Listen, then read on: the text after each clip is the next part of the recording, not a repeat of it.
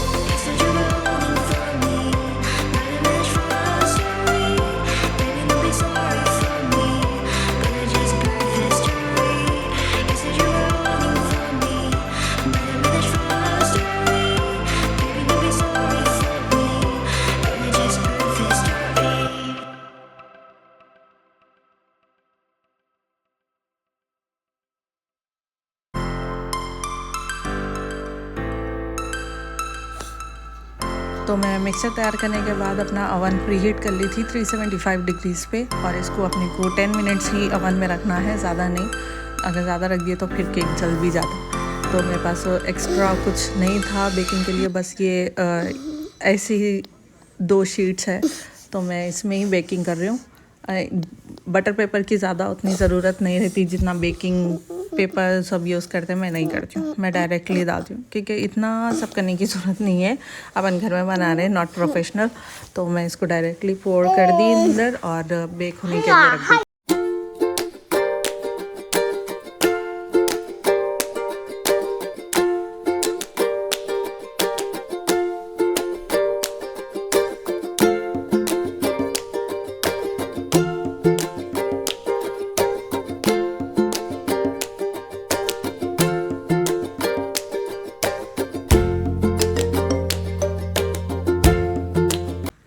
और यहाँ पे मेरा मफ़िन्स का जो बैटर था वो रेडी हो गया था और मैं इसको ये शेप लेके तैयार कर दी थी।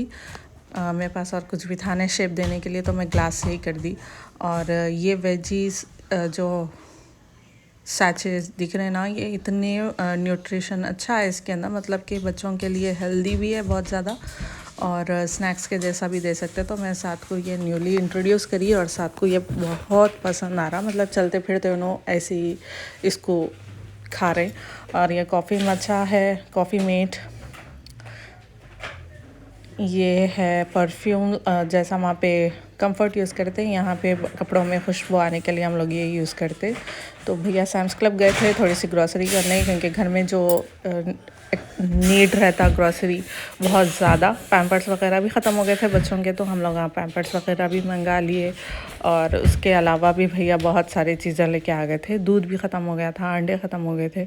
और ये है टमाटो प्योरी जो यूजुअली सालनों में डाल के यूज़ करते हैं।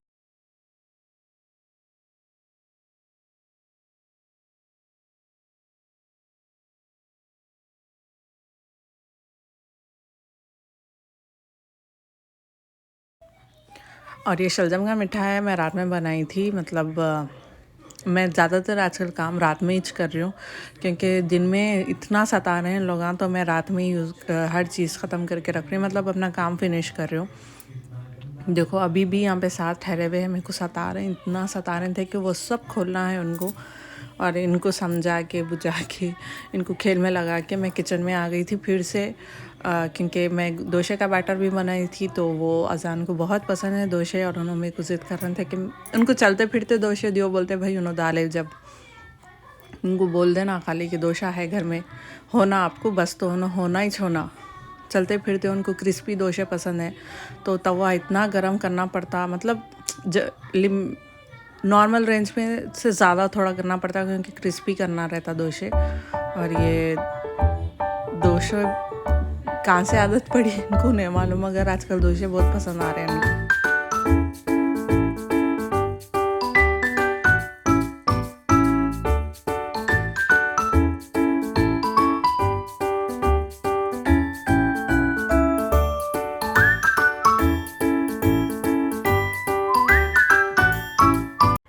तो 2 बच्चों को भी खाना डोसा वगैरह खिला के और साथ को भी प्योरी टेस्ट करा के मैं आ गई थी फिर किचन में ख़ोरमा बनाने चिकन का। काम ख़त्म होने का नाम ही नहीं लेता भाई, सुबह उठे जब से रात तक काम काम काम काम, ज़्यादा नहीं रहा सो दिन भी बच्चे इतना सताते, स्पेशली काम जब रहता तब तो और सताते काम नहीं है जब भी सुकून नहीं रहता, ये लोग सताते ही रहते। तो मैं रेडीमेड ऑनियन थी घर में, फ्राइड ऑनियन, तो उससे ख़ोरमा बना दी मैं, काट के प्याज तले से उतना टाइम ही ना था ना मेरे पास हिम्मत थी, क्योंकि सर्दियाँ इतने बढ़ गए और किचन में रहने की हिम्मत नहीं हो रही सर्दी में। तो यहाँ पे मैं किचन पहले पूरा किचन साफ़ कर ली, उसके बाद मैं ख़ोरमा बनाने आ गई थी।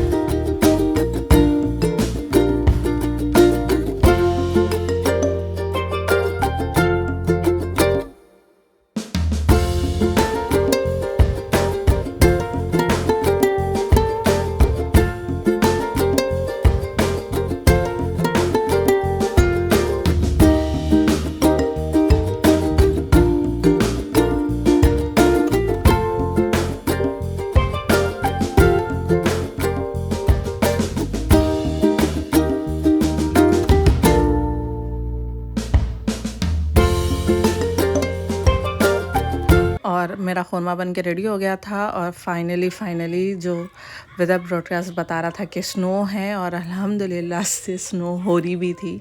जो इंडिया में रह के सुनते थे खाली कि स्नो हो रही स्नो ऐसा होती, अल्हम्दुलिल्लाह से ये भी देखना नसीब हो गया कि स्नो ऐसी रहती। मतलब कि लास्ट ईयर से तो ये बार बहुत ज़्यादा स्नो है सुनने में आया, मगर जब तो मैं ब्लॉग बनाती नहीं थी तो बताने का तो मतलब ही नहीं था। तो इस तरीके से होती, देखो स्नो के दरवाजे से निकलते ही बाहर हमारे स्नो हो रही थी। और जो ख्वाब इंडिया में रह के देखते थे, जिसके लिए दुआ करते थे कि अल्लाह हम लोगों को भी एक बार ऐसा ये भी देखने मिलना, वो भी देखने मिलना, और अल्हम्दुलिल्लाह से वो पूरे भी हो रहे। बचपन से एक ड्रीम रहता हर किसी का कि ये कंट्री में जाके सेटल होना है, वो कंट्री में जाके सेटल होना है, और अल्हम्दुलिल्लाह से वो ख्वाब भी पूरे हो रहे, वो दुआएं भी पूरी हो रही। ये सब तहज्जुद की नमाज़ों का असर है। मैं बहुत दुआ करती थी कि मैं जो बचपन में सोचती थी या मैं कुछ जैसी लाइफ होना है वो सिर्फ़ अल्लाह के हाथों में है। तो ये रहा वो स्नो का मंज़र। और अज़ान बहुत ज़्यादा एंजॉय कर रहे थे स्नो में। रात में तो मैं इनको नहीं लेकर आई थी बाहर, दिन के टाइम में वादा करी थी कि मैं लेकर आती हूँ। तो सुबह हो गई थी, शाम होने को थी, फिर भी बर्फ़ ऐसी ही थी स्नो। और बाहर से हस्बैंड हमारे फ्रूट्स वगैरह भी लेकर आए थे, तो वो भी सेट कर रही थी मैं। तो आज के लिए बस इतना ही। दुआ में याद रखिए और मेरा चैनल ज़रूर सब्सक्राइब करिए, लाइक करिए, शेयर करिए। अल्लाह हाफ़िज़।